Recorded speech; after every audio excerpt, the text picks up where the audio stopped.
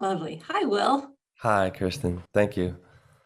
Sure. Anything you want to add to your question about the difference or overlap of loving kindness and compassion? Um, yeah, I'm just curious if, no, I don't know if there's anything else. I think that'd be a great place to start. Right. Yeah. So the word loving kindness, or metta is in the original Buddhist language or Pali language. So there's two ways we use that term. One is just to refer to goodwill or friendliness, but also in the West, it's come to refer particularly to a type of meditation, loving kindness meditation. I don't know if that's what you were thinking of, where you say a series of phrases and you direct them to a series of targets to try to generate feelings of goodwill. But the answer is the same to both. So basically, you might say that compassion, whether aimed at self or others, is loving kindness when it meets suffering, right? So goodwill, love, kindness, and open heart, when it encounters pain, it manifests as compassion. There's a saying by a Burmese monk. We don't exactly know who first said it, but when the sunshine of loving kindness meets the rainbow of compassion appears. So in other words, the source is the same, and that's why in research we know if you look at people who practice loving kindness meditation, even though they aren't particularly focused on suffering, their levels of compassion for self and other increase.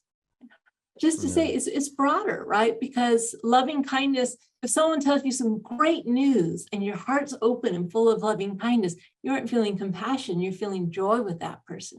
So you might say that it's just a broader category of love, open-heartedness, kindness, in particular when it meets suffering. And by the way, often when suffering appears is when loving kindness goes out the door, especially if it's our own suffering, right? Then we judge ourselves, we aren't kind to ourselves, or even with other people. If we're feeling really distressed, we often close our hearts in response to their distress. So it's when that heart stays open that compassion appears. Does that make sense?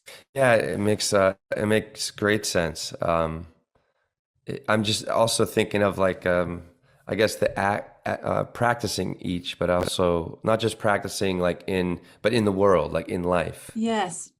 So what would that look like in maybe in each or either or both? Yeah. So and it kind of came up when I first started working with Chris Germer to develop self-compassion practices, because everyone just basically taught loving kindness is the way to encourage the development of compassion. But it is a little different, because loving kindness, usually loving kindness phrases may be like, may I be safe, or may you be safe, may you be happy, may you be at ease or peaceful. But it doesn't explicitly call up suffering. And so the difference, like you'll notice with that self-compassion break I just taught, I had you all think of something that was painful.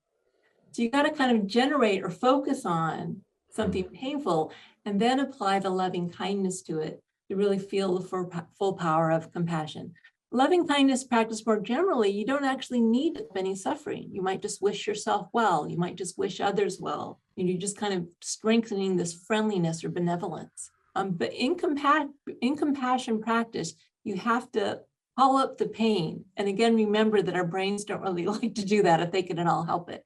So that would be the difference. So if you have, so for instance, I have a loving kindness tailored for compassion practice on my website, where you change the words a little bit.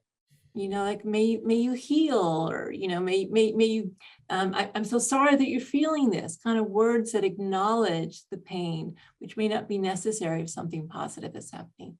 So it's all about, are we explicitly calling in the element of suffering or not? I think it's useful to practice both personally. Well, I First of all, we feel don't like it want also brings in more of our entire to humanity. exactly. Instead of just all being joy, I want joy, or joy, Yes. joy, love, and it's like, wait.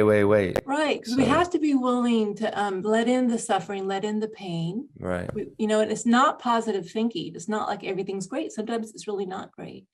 But you also don't want to just limit yourself to suffering either, because there's a lot of joy and happiness in the Right. world. So, yeah. Thank you very much. That was lovely. Thank Okay, you. you're welcome.